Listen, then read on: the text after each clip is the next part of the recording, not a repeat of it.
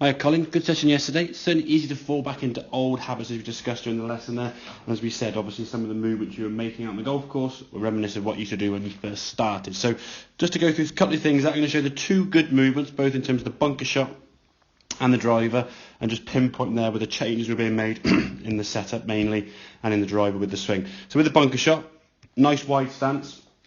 Help get your base nice and low, help you get a nice shallow angle into the sand, sliding that club through it. We don't want the club to be coming down steep in a bunker shot.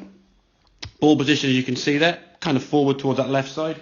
Could possibly go a little bit forward, but I think the fact you do tend to lean back a smidgen, I wouldn't start going too far forward. Basically with a bunker shot, we're trying to enter the sand a distance behind the golf ball and exit afterwards. Now whether that distance behind the ball is 1, 2, 3, 4, 5 inches, doesn't really matter as long as the divot is shallow. If the divot is steep, or the angle of attack is steep, should I say, you've got to literally hit the golf ball about half an inch of sand behind the ball. Otherwise, it's going to go about 2 foot in front of you, or you'll hit the ball cleanly and it'll go about 50 yards over the back of the green. So getting that nice shallow angle of attack, which will come from the wide base, wiggling the feet in and getting everything a bit more to the left side, getting your hands more towards your left leg, as we can see, getting the club face, this is key, nice and open. That club face seemed to you miles open. If you actually look at that club face, if we draw a sort of fairly parallel line to where your feet were going there, that's roughly 90 degrees, and there's kind of your club face line there. So it's only open about 15 degrees, 10 degrees. It seemed to you like it's probably going sideways over here, really to the right. So it wasn't open that much. So if we can get into a habit of getting that club just sitting a bit flat, it just helps you get a bit more of the bounce of the club and there's a little bit less digging into the sand. And then when you've got yourself nicely set up, we're just trying to get a nice glide and slide under the sand. You see the club now entering the sand somewhere about here behind the ball. Absolutely fine. Good sort of 4 or 5 inches behind the ball, and then gliding underneath where the ball was, exiting the sand somewhere around your left foot.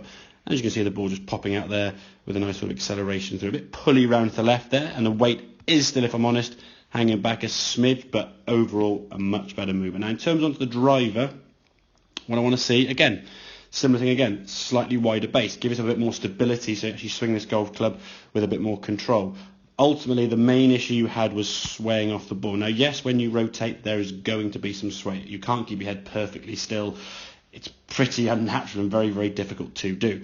So if you watch this movement here now as we go back, ball position is nice, grip was better, and I think your grip was better when you commented on it. Every now and then you sort of fall back into old habits when you kind of forgot about it or just went into sort of old routine. So if we can get yourself with a good left-hand grip, good setup, if we watch your movement here now as you go back, there's not really much sway there. In the other videos we have, I don't really want to show you in fairness, your head was almost moving back to where your van was there on the left-hand side, so a real big sway. We watch this now at the top of the backswing, you're getting yourself turned and coiled, nicely staying on top of the golf ball. And the thing is, give yourself time for the backswing. Don't rush it, no need to get there quicker. No golf ball's ever been hit in the backswing. You could go back at 2 mile an hour, at 20 mile an hour, at 100 mile an hour. It wouldn't really change how much speed you're going to have where you need it, which is basically down here.